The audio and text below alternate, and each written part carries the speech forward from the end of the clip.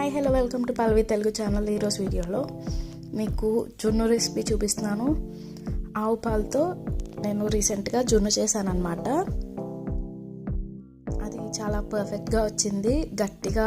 చూసారా, ఇది డే 1 పాలు అనమాట. కట్ చేస్తే పీసెస్గా వచ్చినంత గట్టిగా వచ్చింది. సో మీకు ఈ వీడియో షేర్ చేస్తున్నాను.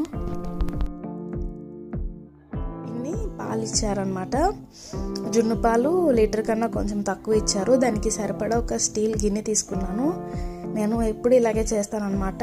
స్టీల్ గిన్నెలు మనం ఉంటాయి కదా ఇంట్లో, అలాంటి దానిలో అయితే పాలు పొంగకుండా, అంటే ఉడికినప్పుడు బయటికి రాకుండా పర్ఫెక్ట్గా ఉడుకుతుందన్నమాట జున్ను.